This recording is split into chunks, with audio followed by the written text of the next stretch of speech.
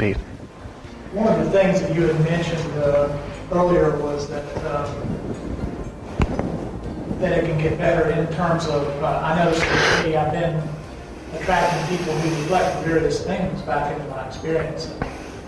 And I've noticed that on one day I can be thinking better thoughts about myself and I'll get a different reflection back from the same person. So I seem to have a lot of reflecting coming back from various people in my life. I'm getting better and better reflections, so I must be liking me better. But still, it sounded like I could get off that. And my perception of relationships is that we do attract people into mirror things back. And am I thus recreating that reality with that perception? And how do I get off that, or can I get off that track and have a more enjoyable, playful experience? So get off the track of attracting people to mirror things you don't like?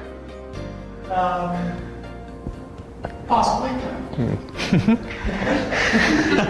That's sort of what I thought I heard, but maybe I didn't hear that. Maybe you were saying something else. No. Well, okay. The only way to ultimately get off that track is to ascend beyond this dimension, okay? Because in polarity consciousness, as within, so without, you're definitely going to attract to you whatever's going on inside.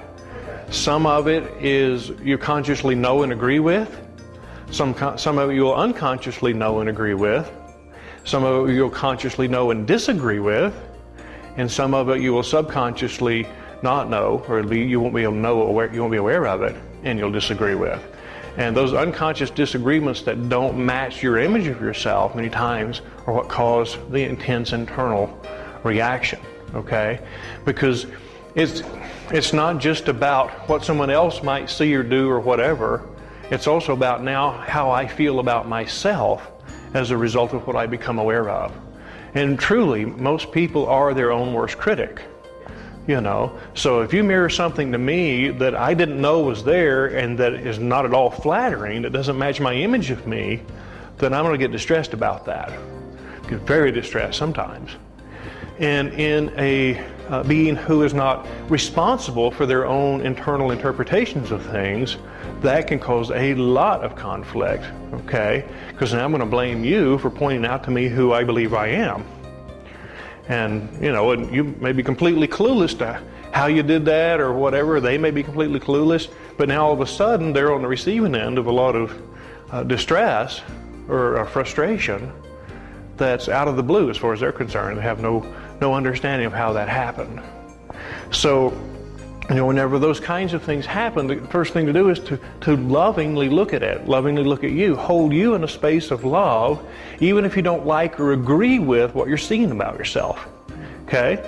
Because what we notice for most people is it's really not the issue that's the issue, it's the issue about the issue that's the issue, okay? So when stuff comes up, the stuff itself is not that big a deal, but the way you judge yourself for the stuff becomes a really big deal, really quickly.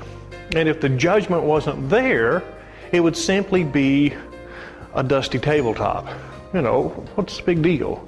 You just swipe it and you're done, you know.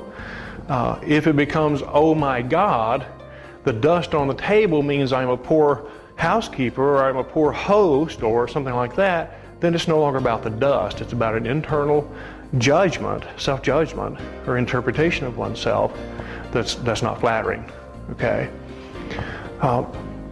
The more you focus on yourself, the truth of yourself, okay, your divine reality, the more you love and appreciate aspects of yourself, the more comfortable you will be seeing things you don't like, okay?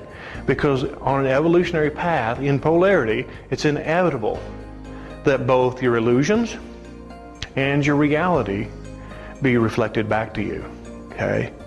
The more focused you are, the more intent you are on experiencing the reflections of your reality, the more of those you will consistently experience. However, until you're fully unified, you'll still have to experience some reflections of the illusion. Either that or be very self-aware. You can see them without needing the external reflection. You can see them directly within yourself. most people, because of the way polarity consciousness works, even if they're looking, won't always see the things that need to be addressed within themselves. So it has to be shown. It's Spirit's way of helping you help yourself by showing you what comes next, what needs to be addressed to free you further. So the way out of it, from your perspective, and still being in this level of consciousness, would be to become so self-aware that you wouldn't be here. Exactly. And you wouldn't need a mirror of your illusion, but you would always have the mirror or the demonstration. See, once you reach oneness, or in those oneness dynamics, it's no longer a mirror, it's an expression of your reality. That's different. Okay? So yeah, the more self-aware you become, the more empowered you are in that. The way that I handle that now is, what must I believe about myself to be attracting this experience? Is that are there other ways to view that, or is that a pretty good way for self-growth? It's a great way. We would add to that, what do I believe about myself, life, or source? Okay. That is attracting that. Okay. Or another way to say it is, what do I need to know about me? What's the gift in this? Those kinds of things. If you confront, to use that word, a negative reflection or an undesirable reflection from the standpoint of there's a gift here somewhere, then that automatically helps you cut through the judgments. There is a gift here somewhere. No, you're bad, you're wrong, this is screwed up, how embarrassing, blah, blah, blah. There's a gift in here somewhere. And just keep reaffirming that. You don't have to believe what you think. Yeah. Okay. The gift for me seems to be a new awareness of how I can love myself a little bit more. Yes, yeah, and that's always the case, okay? Because every bit of pain in your consciousness is just an aspect of you asking for love in the only way it knows how, you know? And so when you respond to it from that standpoint, instead of you're an irritation, you're a distraction, you're a waste of my time, then you process through this stuff very quickly, because there's really nothing in the way of its release at that point. It'll hide from your judgments, but it's quite willing to come up and see the light of day when you're responding to it from a place of love or acceptance. Okay?